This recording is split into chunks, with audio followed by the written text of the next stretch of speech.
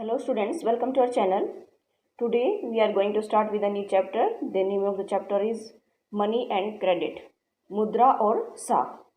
So let's get started.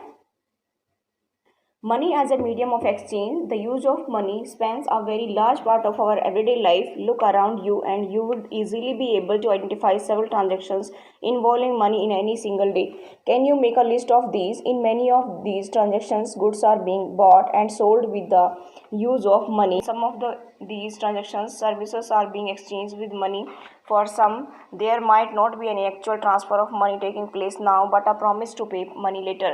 यानी कि यहाँ पे क्या बताया कि जो मनी है मतलब उसको बोलते हैं मुद्रा। ठीक है, मनी का इस्तेमाल हमारे रोज़ाना के जीवन का एक बहुत बड़ा हिस्सा है। अपने चारों तरफ देखिए, आप किसी एक दिन में जो है मनी से जुड़े कई सौदों की पहचान कर सकते हैं। क्या आप इसकी लिस्ट बना सकते हैं? Can you make a list of these? क्या इसकी आप एक लिस्ट बना सकते हैं? और बहुत से जो लेन देन करते हैं आप देखेंगे कि सब मनी के जरिए ही होते हैं। और इससे क्या होता है कि वस्तुएं खरीदी और बेची जा रही हैं, जिसके जरिए वस्तुएं खरीदी और बेची जा रही हैं। ठीक है, ऐसे कुछ लेन देन में मुद्रा के बदले सेवाएं प्रदान की जा रही हैं और कुछ मामलों में हो सकता है कि लेन देन होते वक्त मुद्रा का कोई आदान प्रदान न हो। ठीक है, केवल बाद में भुगतान करने का वादा हो। आगे देखिए इसमें,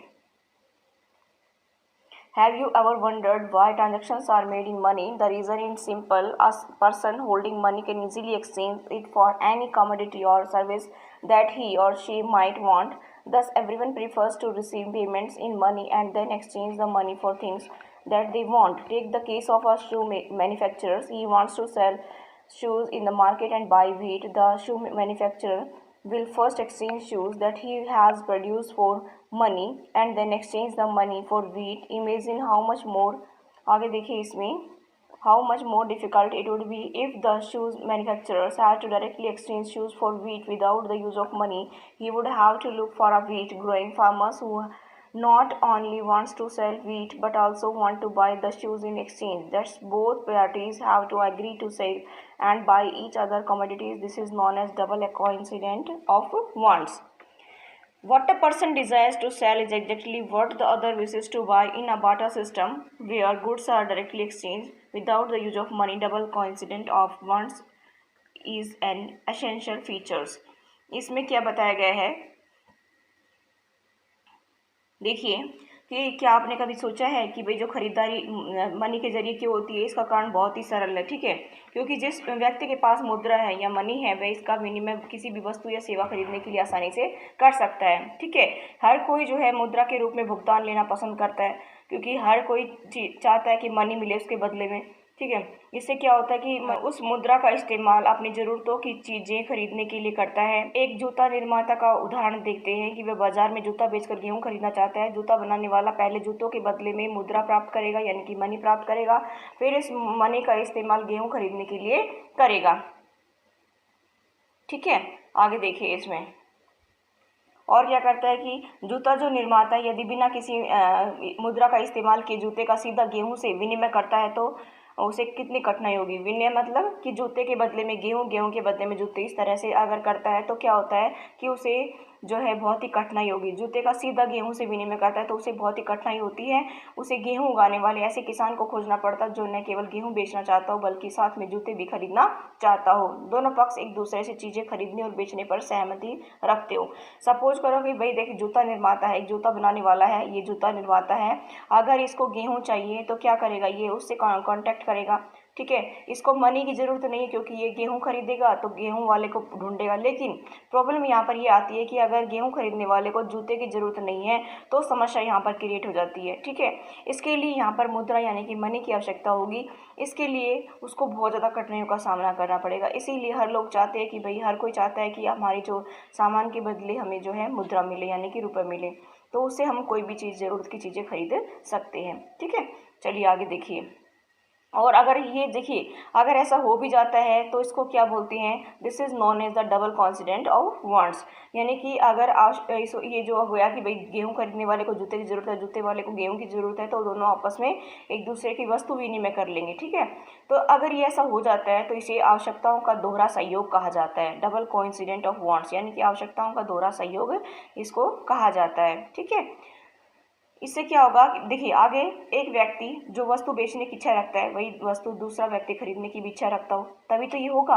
वस्तु विनिमय प्रणाली में जहाँ मुद्रा का उपयोग किए बिना वस्तुओं का विनिमय होता है वह आवश्यकताओं का दोहरा सहयोग होना अनिवार्य विशेषता है। ठीक है, आगे देखिए।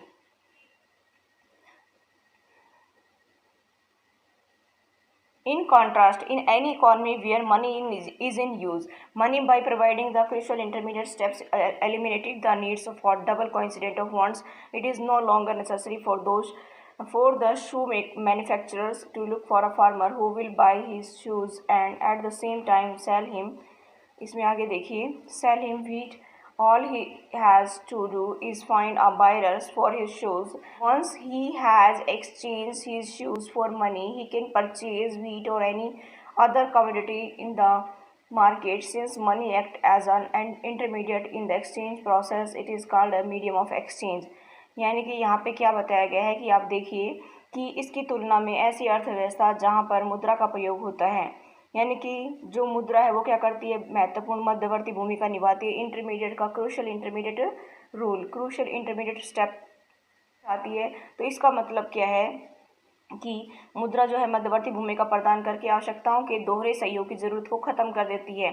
मतलब कैसे कि हम मनी अगर लेंगे बदले में तो इससे हम कुछ भी खरीद सकते हैं। ठीक है, और फिर जो जूता निर्माता के लिए केवल अपने जूते के लिए खरीदार ढूंढना है, एक बार उसने जूते मुद्रा में बदल लिए तो वह बाजार में गेहूं या अन्य कोई वस्तु खरीद सकता है। ठीक है, since money act as a intermediate in the exchange process it is called medium of exchange. यानी कि यहाँ पर जो है मुद्रा विनिमय प्रक्रिया में मध्यस्थता का काम मुद्रा करती है और इसे विनिमय का माध्यम कहा गया है, मीडियम ऑफ एक्सचेंज कहा गया है, विनिमय का माध्यम कहा गया है। आगे देखिए आप, आई होप आपको यहाँ तक क्लियर हो गया होगा। अगर नहीं भी होता तो आप बार बार देखिए इसको। ठीक है, आपको इजीली ये क्लियर हो जाएगा, समझ में आ जाएगा। ठीक है students, modern forms of money, मुद्रा के आधुनिक रूप। We have seen that money is something that can act as a medium of exchange in transactions. Before the introduction of coins a variety of objects was used as money. For example, since the very early ages Indians used grains and cattles as money. Thereafter came the use of metallic coins, gold, silver, copper coins, a phase which continued well into the last century। यानी कि मुद्रा एक ऐसी चीज़ है जो लेन then में विनिमय का माध्यम बन सकती है। सिक्कों के चलन से पहले तरह तरह की चीज़ें मुद्रा के रूप में इस्तेमाल की जाती थी। उदाहरण के तौर पर अगर देखा जाए तो बहुत पहले का मतलब प्रारंभिक काल से ही भारतीय अनाज और पशु का मुद्रा के रूप में इस्तेमाल करते थे। ठीक है, इसके बाद सोना है, चांदी है, तांबे हैं जैसे धातु के सिक्कों का चलन हुआ, जिसका चलन जो है पिछली सदी तक रहा, टू द लास्ट सेंचुरी। ठीक है,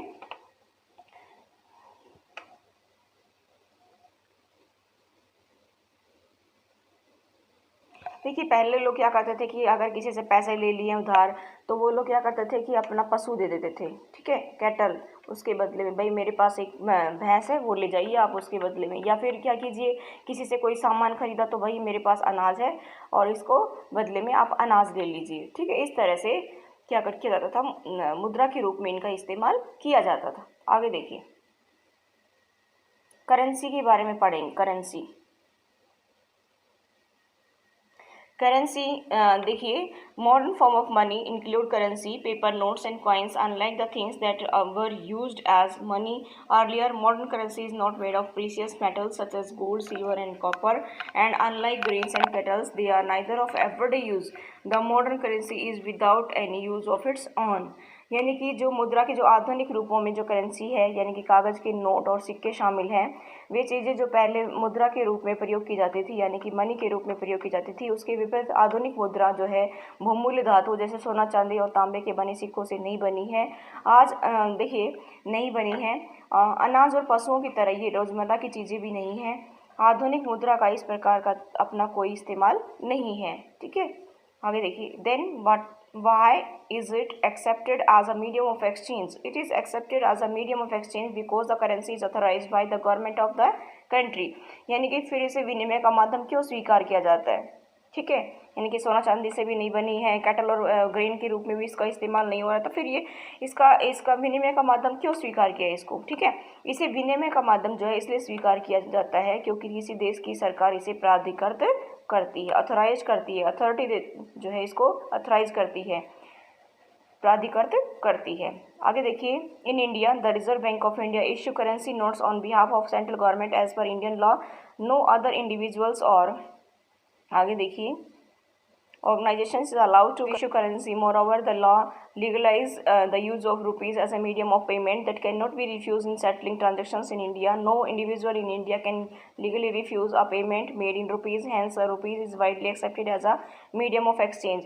यानी कि भारत में जो रिजर्व बैंक है, केंद्रीय सरकार, देखिए क्या बताया कि भारत में जो रिजर्व बैंक है, ठीक है, केंद्रीय सरकार की तरफ से करेंसी नोट जारी करता है और भारतीय कानून के अनुसार किसी व्यक्ति या संस्था का मुद्रा जारी करने की इजाज़त, मतलब भारतीय कानून के अनुसार किसी व्यक्ति या किसी संस्था को मुद्रा जारी करने की इजाज़त नहीं है। ठीक है, आगे देखिए, इसमें इसके अलावा जो कानून विनिमय के माध्यम के रूप में रुपए का इस्तेमाल करने की वैधता प्रदान भी करता है। ठीक है, लीगलाइज करता है इसको। ठीक है, और क्या बताता है कि जिसे भारत में सौदों में अदायगी के लिए मना नहीं किया जा सकता, यानी कि कोई भी सौदा करना हो तो हम रुपए का इस्तेमाल करते हैं। ठीक है, और भारत में कोई व्यक्ति कानूनी तौर पर रुपये में अदायगी को अस्वीकार नहीं कर सकता है और इसलिए रुपया जो है व्यापक स्तर पर विनिमय का माध्यम स्वीकार किया गया है। ठीक है, आगे देखिए, लेन देन जो है रुपए से होता है क्योंकि भारतीय रिजर्व बैंक केंद्र सरकार की तरफ से करेंसी नोट जारी करता है। ठीक है, कानून के अनुसार इसको मान्यता है।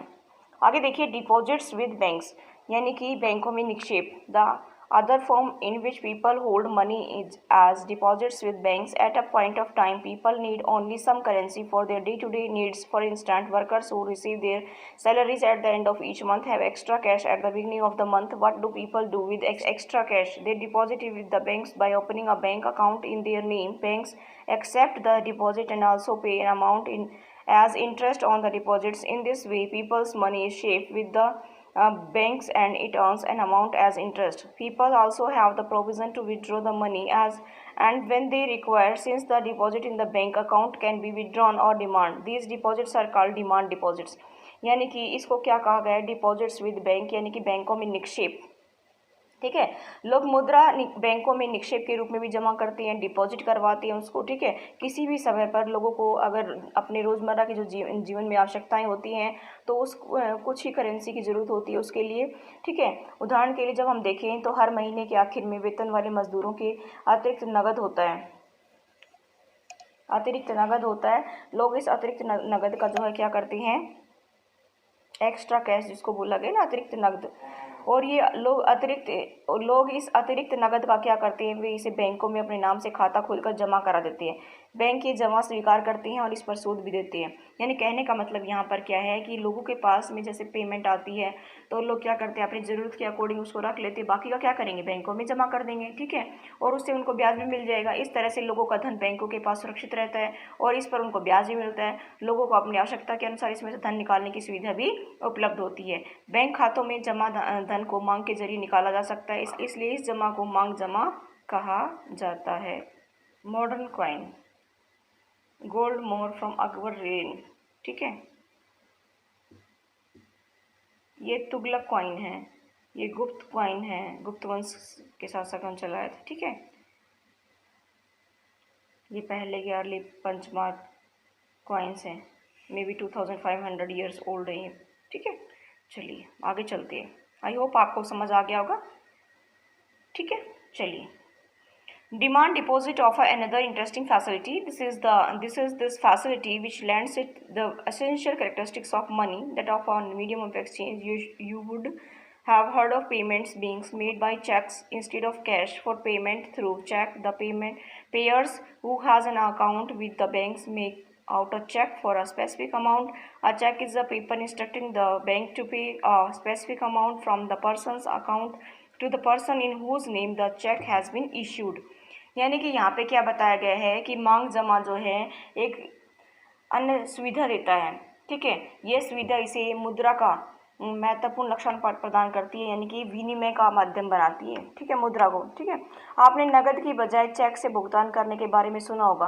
कई बार क्या होता है कि हम लोग नगद ना दे करके हम भुगतान किसके द्वारा करते हैं, चेक से भी करते हैं। तो चेक से भुगतान के लिए जो भुगतान करता है, जिसका किसी बैंक में खाता है, एक निश्चित रकम के लिए चेक काटता है। चेक एक ऐसा कागज है, देखिए यहाँ पे बताया कि cheque is a paper instructing the bank to pay a specific amount from the person's account to the person's whose name the cheque has been issued. यानी कि चेक एक ऐसा कागज है जो बैंक को किसी व्यक्ति के खाते से चेक पर लिखे नाम के किसी दूसरे व्यक्ति को एक खास रकम का भुगतान करने का आदेश देता है। ठीक है, आगे देखिए, जैसे ये बताया गया है, ये चेक है, इसको हम चेक कहते हैं। इस तरह से हम लोग क्या करते हैं, चेक देते हैं।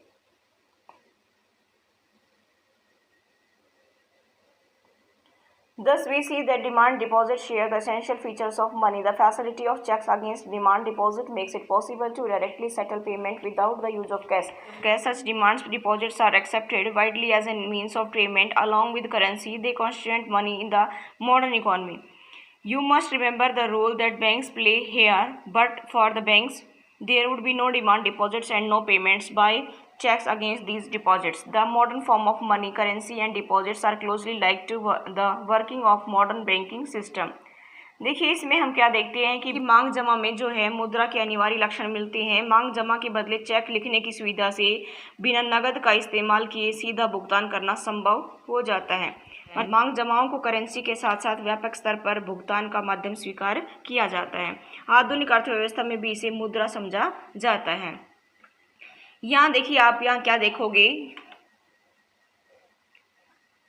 कि आपको बैंक की भूमिका को याद रखना होगा कि बैंकों के लिए जमा के बदले कोई भी मांग जमा और भुगतान नहीं होगा। मुद्रा के आधुनिक रूप जो करेंसी, ठीक है, और जो है जमा आधुनिक बैंक प्रणाली की कार्यप्रणाली से बहुत ही करीब से जुड़े हैं। लोन्स एक्टिविटी ऑफ बैंक, ठीक है, तो इसमें हम देखेंगे, let us take the story of bank further. What do the banks do with the deposits which they accept from the public? There is an interesting mechanism at work here. Banks keep only a small proportion of their deposits as cash with themselves. For example, banks in India these days hold about 15% of their deposits as cash. This is kept as provision to pay the depositors who might come to withdraw money from the bank on any given day. Since on any particular day only some of its many depositors come to withdraw cash, the bank is able to manage with the cash. देखिए, इसमें क्या बताया कि बैंकों की कहानी को हम आगे बढ़ाएंगे कि बैंक जनता से जो धन जमा खातों में स्वीकार करते हैं उसका क्या करते हैं, यानी कि लोग जो बैंकों में जमा करते हैं उसका बैंक क्या करते हैं, उसका क्या करते हैं कि एक दिलचस्प क्रियाविधि काम कर रही है। यहाँ पर बैंक जमा रकम का एक छोटा हिस्सा अपने पास नकद के रूप में रखते हैं। और देखिए, एग्जाम्पल ले लेते हैं यहाँ पर, bank in India these days hold about 15% of the deposit as cash, यानी कि भारत में बैंक जमा का केवल 15% हिस्सा नकद के रूप में अपने पास रखते हैं। इसे किसी एक दिन में जमाकर्ताओं द्वारा धन निकालने की संभावना को देखते हुए यह प्रावधान किया जाता है। कितने लोग धन निकालेंगे, इसके लिए थोड़ा सा वो पैसा अपने पास रखते हैं, ठीक है। और किसी एक विशेष दिन में केवल कुछ जमाकर्ता ही नकद निकालने के लिए आते हैं। कभी कभी तो बहुत सारे जमाकर्ता जो निकालने के लिए बैंक से पैसे निकालने के लिए आते हैं, कभी कभी कोई एक आधा ही आता है, ठीक है। इसलिए जो बैंक का काम है इतनी नकद से आराम से चल जाता है जितना वो परसेंट अपने पास रखता है। आगे देखिए, bank uses the major portions of deposit to extend loans. There is huge demand for loans for various economic activities. We shall read more about this in the following sections. Banks make use of the deposits to meet the loans requirement of the people. In this way, banks mediate between those who have surplus funds, the depositors, and those who are in need of these funds, the borrowers. Banks charge a higher interest rate on loans than what they offer on deposits. The difference between what is charged from borrowers and what is paid to the depositors is their main source of income. देखिए, इसमें क्या बताया कि bank जमा राशि के एक बड़े भाग को ऋण देने के लिए इस्तेमाल करते हैं, मतलब ऋण देते हैं लोगों को, ठीक है। और जो है विभिन्न जो आर्थिक गतिविधियों के लिए ऋण की बहुत मांग रहती है, इसके बारे में और आगे पढ़ेंगे हम। बैंक जमा राशि का लोगों की ऋण आवश्यकताओं को पूरा करने के लिए इस्तेमाल करते हैं। जमा राशि का जो हम जमा करा के आते हैं उसमें से फिर लोगों को ऋण भी देते हैं, ठीक है। और बैंक जिनके पास अतिरिक्त राशि है, यानी कि जमाकर्ता जो हैं उन्हें जिन्हें राशि की ज़रूरत है, कर्जदार के बीच मध्यस्थता का काम करते हैं। यानी कि देखो, मैं जमा करा के आई हूँ बैंक में और उसके बाद क्या हुआ कि वहाँ से बैंक ने किसी और को कर्ज दे दिया, बैंक ने क्या किया, मध्यस्थता का काम कर दिया, ठीक है। बैंक जमा पर जो ब्याज उसको कर्ज दे दिया, तो मध्यस्थता का काम हो गया। बैंक जमा पर जो ब्याज देते हैं उससे ज़्यादा ब्याज ऋण पर लेते हैं। कर्जदारों से लिए गए ब्याज और जमाकर्ताओं को दिए गए ब्याज के बीच का अंतर बैंकों की आय का प्रमुख स्रोत है। यानी कि ऐसे ही वो कमा लेते हैं। जैसे किसी ने जमा किया, दूसरा आ गया उसको ऋण दे दिया, तो उससे जमा किया है उसको तो कम ब्याज देंगे, लेकिन जिसको ऋण दे रहे हैं उससे ज़्यादा ले लेंगे ब्याज। तो बैंकों की आय इसी से ही होती है। ठीक है, आगे देखिए यहाँ पे क्या दिखाया गया है कि पीपल मेक डिपॉजिट्स, जमा करवाने गए। पीपल टेक लोन्स, लोग लोन ले रहे हैं। तो यहाँ पे जमा किया, बैंक के पास गया, बैंक से इधर लोन लिया। फिर क्या होता है, ठीक है, फिर ये देखो यहाँ पर ये लोन जो लिया था उसको लौटा रहे हैं इंटरेस्ट के साथ में, ब्याज के साथ में उसको लौटा रहे हैं। फिर यहाँ पर जो है people make withdraw and get interest, यहाँ से जो बैंक में जमा करवाया था जिसने, वो अपना लेने आ गया तो यहाँ पर उसको इंटरेस्ट दे दिया। ठीक है, तो बैंक को जो बीच में बैठे बैठे मध्यस्थता का जो काम कर रहा है उसको प्रॉफिट हो गया है। ये डिपॉजिटर्स हैं, ये बोरोवर्स हैं। ठीक है, चलिए, आई होप आपको समझ आ गया होगा। ठीक है, आगे चलें। सो स्टूडेंट्स, आपको बड़े ध्यान से देखना चाहिए, इसको सुनना चाहिए। Two different credit situations, a large number of transactions in our day to day activities involve credit in some forms और the others. Credit refers to an agreement in which the lender supplied the borrowers with money, goods or services in return for the promise of future payment. Let us see how credit works through the following two examples. देखिए, यानी कि credit मतलब इसको हिंदी में बोलती है साख। साख की दो विभिन्न जो है स्थितियां हैं। इसमें क्या बताया गया है कि हमारी जो रोज़मर्रा की जो एक्टिविटीज़ है उसमें बहुत से लेन देन होते हैं जहाँ किसी न किसी रूप में ऋण का प्रयोग होता है। ऋण मतलब उधार। उधार से हमारा तात्पर्य क्या है कि एक सहमति से जहाँ साहूकार कर्जदार को धन, वस्तुएं या सेवाएं मुहैया कराता है और बदले में भविष्य में कर्जदार से क्या करता है, भुगतान करने का वादा लेता है। ठीक है, कि आप समय से उसको भुगतान करें।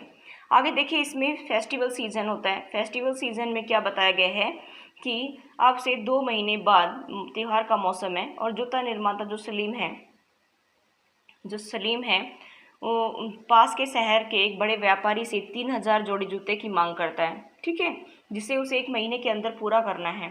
उत्पादन के काम को समय पर पूरा करने के लिए सलीम को सिलाई और चिपकाने के काम के लिए अतिरिक्त मजदूर रखने की आवश्यकता है। उसे कच्चा माल भी खरीदना है। इन सभी खर्चों को पूरा करने के लिए सलीम दो सोर्सेस है जिससे क्या करेगा वो। पहला तो वह चमड़ा व्यापारी को चमड़ा और अभी देने का प्रस्ताव रखता है। ठीक है, देखिए सलीम 2 सोर्स से क्या लेता है, ऋण लेता है। ठीक है, वह चमड़ा व्यापारी को चमड़ा अभी देने का प्रस्ताव रखता है। ठीक है, और बाद में भुगतान करने का वादा करता है। दूसरा, वह इस बड़े व्यापारी से 1000 जूतों के अग्रिम भुगतान के रूप में नगद कर्ज लेता है और महीना खत्म होने से पहले पूरा ऑर्डर पहुंचाने का वादा करता है। यहाँ पे क्या समझे कि भाई देखिए 2 महीने बाद त्यौहार का मौसम है। जूता निर्माता सलीम के पास शहर के एक बड़े व्यापारी से 3000 जोड़ी जूते की मांग आती है कि भाई आप 3000 जोड़ी जूते बनाइए। अब वो क्या करेगा भाई, उसने ऑर्डर दे दिया। ठीक है, शहर के बड़े व्यापारी ने उसको ऑर्डर दे दिया तो क्या करेगा, अब वो उत्पादन को समय पर पूरा करेगा क्योंकि उसने क्या किया है, व्यापारी से 1000 जूतों के लिए उसने पहले से नगद ले लिया है। ठीक है, तो उसको समय पर पूरा भी करना है, लेकिन उसको कच्चे माल की ज़रूरत भी है। तो वो क्या करेगा, चमड़े व्यापारी के पास जाएगा, चमड़ा लिया है तो उसको पैसे देने के लिए भी कहेगा। ठीक है, और उस व्यापारी से जिसने जूते बनवाए थे उसको वो टाइम पर भुगतान करने का भी वादा करता है। तो उसको क्या करना पड़ेगा कि उसको अपना काम बिल्कुल तरीके से करना पड़ेगा, क्योंकि 2 सोर्स से वो ले रहा है कि एक तो जूते के व्यापारी से और एक उसने चमड़े व्यापारी से चमड़ा लिया। ठीक है, महीने के आखिर में सलीम जूते पहुंचाने में कामयाब होता है और उसे अच्छा खासा लाभ भी होता है। वह उधार के लिए धन की अदायगी भी कर देता है।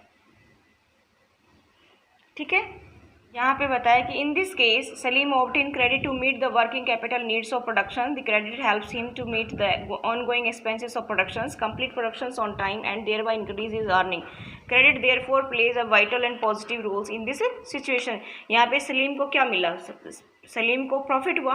कैसे, देखिए सलीम उत्पादन के लिए कार्यशील पूंजी की जरूरत को ऋण के द्वारा पूरा करता है। ऋण उसे उत्पादन के कार्यशील खर्चों और उत्पादन को समय पर पूरा करने में मदद करता है। वह अपनी कमाई बढ़ा पाता है। इस प्रकार ऋण एक महत्वपूर्ण और सकारात्मक भूमिका अदा करता है। भाई चमड़ा व्यापारी से उसने चमड़ा लिया तो बाद में पैसे देगा, और उसने जो 1000 रुपये पहले एक्स्ट्रा में एडवांस में ले लिए व्यापारी से, ठीक है, ताकि उसका कुछ काम चल जाए। और इस तरह से उसने टाइम से पहले वो जूतों का जो भुगतान करना था, ऑर्डर जो था वो उसने टाइम पर कर दिया, ठीक है, इससे उसको प्रॉफिट हो गया। आगे देखिए प्रॉब्लम की बात करें यहाँ पर, तो दूसरा जो एग्जाम्पल है स्वप्ना की समस्या कि एक छोटी किसान स्वप्ना अपनी 3 एकड़ ज़मीन पर मूंगफली उगाती है। वह इस उम्मीद पर कि फसल तैयार होने पर कर्ज को अदा कर देगी। खेती के खर्चों के लिए साहूकार से ऋण लेती है, मनी लेंडर से वो ऋण लेती है। आगे क्या करती है कि फसल पर कीटनाशकों के हमले से फसल बर्बाद हो जाती है। स्वप्ना फसल पर महंगी कीटनाशक दवाइयाँ छिड़कती है, उससे कोई खास फर्क नहीं पड़ता। वह साहूकार का कर्ज लौटाने में असफल रहती है और साल के अंदर ही क्या होता है कि यह कर्ज बड़ी रकम बन जाता है। और अगले साल स्वप्ना खेती के लिए दोबारा से उधार लेती है। इस साल फसल सामान्य रहती है, लेकिन इतनी कमाई नहीं होती कि वह अपना कर्ज वापस कर सके। वह कर्ज में फंस जाती है, उसे कर्ज को चुकाने के लिए अपनी ज़मीन का कुछ हिस्सा बेचना पड़ता है। यहाँ पे देखिए क्या बताया गया है। यहाँ पे बताया गया है कि जो स्वप्ना है, सपना की प्रॉब्लम क्या है कि उसने तो कर्ज तो ले लिया है, उसकी ज़मीन थोड़ी सी है, 3 एकड़ ज़मीन है, उस पर मूंगफली उगाती है, फिर फसल खराब होती है, कीटनाशक दवाई छिड़कती है, लेकिन फिर भी उसको इतना ज़्यादा प्रॉफिट नहीं होता है। तो साहूकार से जो उसने मनी लेंडर से जो कर्जा लिया था वो लौटा नहीं पाती है। फिर नेक्स्ट टाइम फसल उगाने के लिए फिर से लेती है, तो इस तरह से उसके ऊपर जो है वो जो कर्ज है चढ़ जाता है, लेकिन उस टाइम भी उसकी फसल इतनी अच्छी नहीं होती है। तो इस तरह से क्या होता है कि उसको अपना कर्जा चुकाने के लिए अपनी ज़मीन का कुछ हिस्सा बेचना पड़ता है। इस तरह से लोग फंसते चले जाते हैं कर्ज में। आगे देखिए in rural areas the main demand for credit is for crop productions. Crop productions involves considerable cost on seeds, fertilizers, pesticides, water, electricity, repair of equipment, etc. There is a minimum stretch of 3 or 4 months between the times when the farmers buy these inputs and when they sell the crops. Farmers usually take crops loans at the beginning of the seasons and repay the loans after harvest. Repayment of the loans is crucially dependent on the income from farming. देखिए इसमें क्या बताया कि जो ग्रामीण क्षेत्रों की बात करें, रूरल एरिया की, तो इसमें जो है साग की मुख्य मांग जो है फसल उगाने के लिए होती है। यानी कि क्रेडिट किस लिए चाहिए उसको कि भाई फसल उगाने के लिए, ठीक है। अब जो फसल उगाने में बीज चाहिए, खाद चाहिए, कीटनाशक दवाई चाहिए, पानी, बिजली के उपकरण की मरम्मत पर काफ़ी खर्चा होता है। इनको पूरा करने के लिए इनको खरीदने और फसल की बिक्री होने के बीच में कम से कम 3-4 महीने का गैप होता है। आमतौर से क्या होता है कि जो किसान है सीजन के आरंभ में फसल उगाने के लिए उधार लेते हैं और जैसे ही फसल तैयार होने के बाद वापस कर देते हैं, ठीक है। उधार की अदायगी जो है फसल की कमाई पर निर्भर करती है। आगे देखिए in Swapna's case the failure of the crops made loan repayment impossible. She had to sell part of the land to repay the loans. Credit instead of helping Swapna's improve her earning left her worse off. This is an example of what is commonly called debt trap. यानी कि इसको कर्ज जाल भी कहा जाता है। डेब्ट ट्रैप को बोलते हैं कर्ज जाल। Credit in this case pushes the borrowers into a situation from which recovery is very painful. यानी कि स्वप्ना के केस में देखें तो फसल बर्बाद हो जाने पर कर्ज की जो अदायगी है वो असंभव हो गई उसके लिए और उसे कर्ज उतारने में अपनी जमीन का कुछ हिस्सा बेचना पड़ा। ऋण ने क्या किया कि स्वप्ना की कमाई को बढ़ाने की बजाय उसकी स्थिति जो है खराब कर दी। इसे आम भाषा में कर्ज जाल कहा जाता है। इस मामले में जो है डेब्ट ट्रैप मैंने बताया ना, कर्ज जाल कहा जाता है, ठीक है। इस मामले में ऋण कर्जदार को ऐसी परिस्थिति में धकेल देता है जहां से बाहर निकलना काफ़ी मुश्किल हो जाता है, कष्टदायक हो जाता है, पेनफुल होता है सिचुएशन। आगे देखिए इन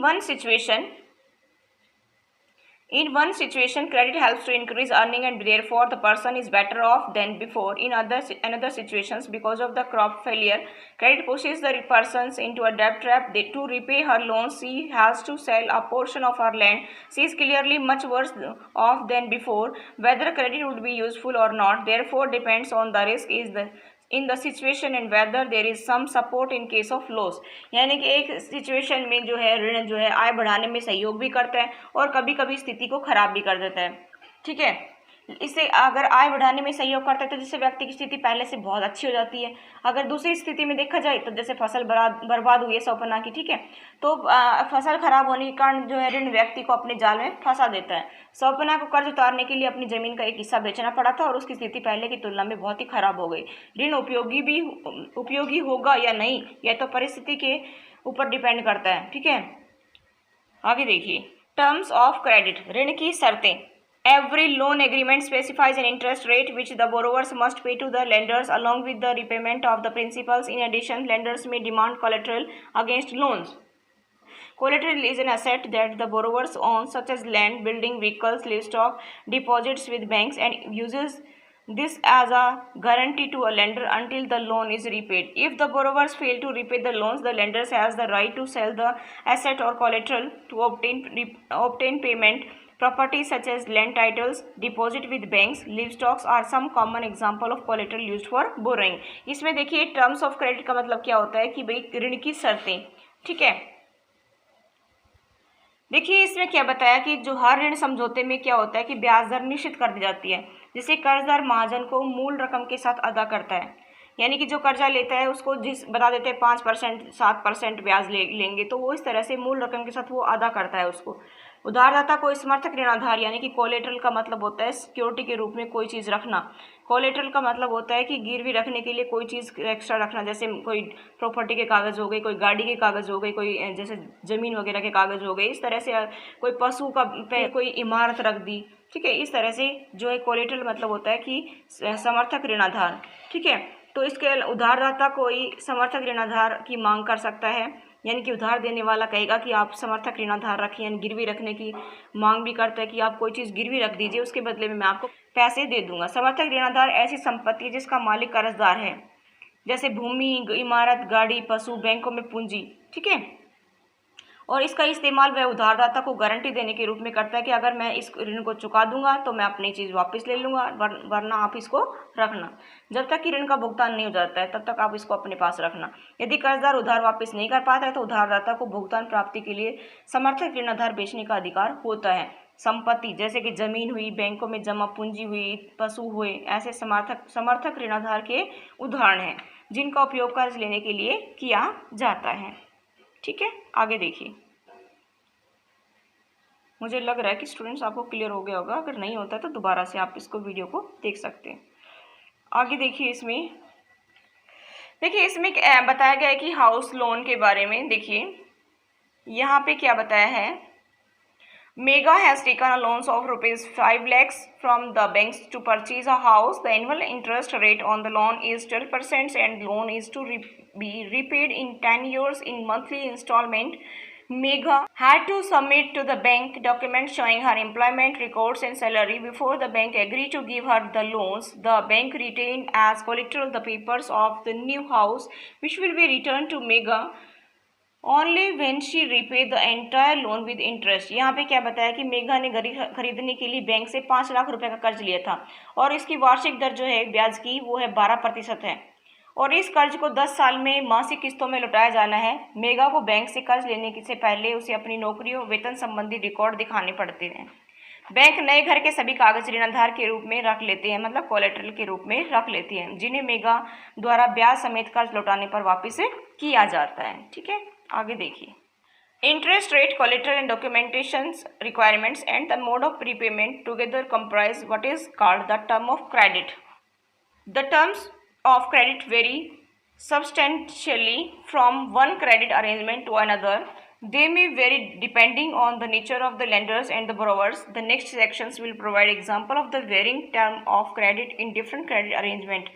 इसमें क्या बताया है कि ब्याज दर, कोलेटरल यानी कि समर्थक ऋणाधार, आवश्यक कागजात, ठीक है, भुगतान के तरीकों को सम्मिलित रूप से ऋण की शर्तें कहा जाता है, टर्म्स ऑफ क्रेडिट कहा जाता है, ठीक है। ऋण की शर्तों में एक ऋण व्यवस्था से दूसरी ऋण व्यवस्था में काफ़ी फर्क आ जाता है। कर्ज की शर्तें उधारदाता और कर्जदार की प्रकृति पर निर्भर करती हैं कि वो किस टाइप का उधारदाता है, ठीक है, उसकी प्रकृति पर निर्भर करती है। अगले भाग में हम इसके बारे में पढ़ेंगे, जहां विभिन्न ऋण व्यवस्थाओं में ऋण की जो शर्तें हैं वो अलग अलग हैं, क्योंकि हर एक कोई अपनी शर्त अलग रखता है। कोई किसी को जानता है तो हो सकता है कि उसको कोलेटरल की ज़रूरत ना हो, समर्थक ऋणाधार की ज़रूरत ना हो, ऐसा भी हो जाता है और उसको उधार भी दे देता है, ठीक है। आगे देखिए, इसमें देखिए यहाँ पे बताया गया है कि variety of credit arrangements. Example of a village, एक गांव का एग्जांपल लेते विभिन्न प्रकार के जो साख प्रबंध है उनमें कि Rohit and Ranjan had finished reading about the term of credit in class. They were eager to know the various credit arrangement that existed in this area. Who were the people who provide credits, who were the borrowers, what were the terms of credit, and they decide to talk to some peoples in their village. देखिए इसमें क्या बताया कि रोहित और रंजन ने कक्षा में ऋण की शर्तों के बारे में पढ़ना खत्म किया था. अपने इलाके में जो विभिन्न प्रकार के जो ऋण प्रबंधों को जानने के लिए वो उत्सुक थे कि कौन लोग उधार देते थे, कर्जदार कौन थे, ऋण की क्या शर्तें थी. उन्होंने अपने गांव के कुछ लोगों से बात करने का फैसला किया. ठीक है, इसमें हम देख सकते हैं कि 15 नवंबर 2016 की बात है कि हम सीधा उन खेतों में जाते हैं जहां दिन के समय अधिकतर किसान और मजदूर काम कर रहे होंगे. खेतों में आलू की फसल लगी हुई है. पहले हम सोनपुर, एक छोटा सा गांव जहां सिंचाई की सुविधाएं मौजूद है, एक छोटे किसान श्यामल से मिलते हैं. ठीक है, आगे देखिए श्यामल का क्या कहना है. श्यामल क्या बताता है कि उसे अपनी 1.5 एकड़ लैंड को जोतने के लिए हर मौसम में उधार लेने की जरूरत पड़ती है क्योंकि वो गरीब है. कुछ साल पहले तक वह गांव के जो है महाजन से यानी कि मनी लेंडर से, साहूकार से वो ऋण लेता था जिस पर उसे 5% ब्याज देना पड़ता था, 5%. ठीक है, पिछले कुछ वर्षों से श्यामल गांव के कृषि व्यापारी से 3% पर मासिक ब्याज की दर पर ऋण ले रहा है. जुताई के मौसम की शुरुआत होने पर व्यापारी ऋण की कृषि संबंधी जो जरूरतें मुहैया कराता है और जिसे फसल तैयार हो जाने पर वापस करना होता है. यानी कि व्यापारी ऋण देता है, फिर क्या करता है कि उसको जरूरत जो चीज़ें वो उनको मुहैया कराता है और फसल तैयार हो जाने पर वापस करना होता है उसको. ठीक है, अब देखिए यहाँ पे क्या बताया कि ऋण पर ब्याज के अलावा व्यापारी किसानों से वादा भी कर लेता है कि वह अपनी फसल उसी को बेचेगा जिससे उधार लिया है उसने, और इस तरह व्यापारी निश्चिंत है कि ऋण की अदायगी समय से हो जाएगी. फसल की कीमतें फसल काटते समय कम होती है, इसलिए वे किसानों से कम कीमत पर फसल खरीदकर बाद में कीमत बढ़ने पर बेचकर भारी मुनाफा कमाता है. व्यापारी को उस समय फसल खरीदने से मुनाफा होता है और फसल सस्ते में खरीद करके बाद में कीमतें बढ़ा करके वो बेचता है.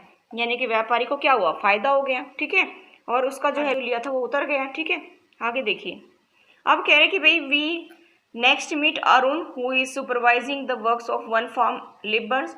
यानी कि यहाँ पे क्या बताया है कि हम अरुण से मिलते हैं जो एक किसान मजदूर के काम का निरीक्षण कर रहा है. अरुण के पास 7 एकड़ जमीन है.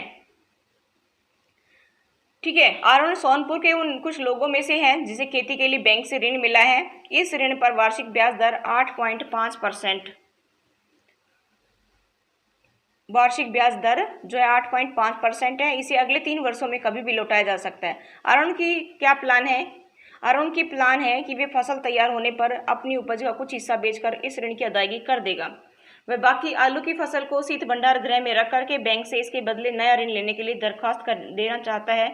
बैंक उन किसानों को ऐसी सुविधा देने के लिए तैयार है जो पहले भी खेती के लिए उससे ऋण ले चुके हैं. ठीक है, अब आगे देखिए यानी कि इससे फायदा कमाएगा वो. ठीक है, अरुण क्या करेगा, प्रॉफिट लेगा.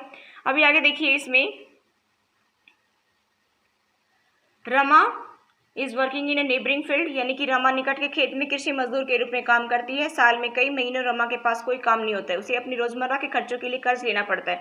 अचानक बीमार पड़ने पर या परिवार में किसी समारोह पर खर्च करने के लिए उसे कर्ज लेना पड़ता है.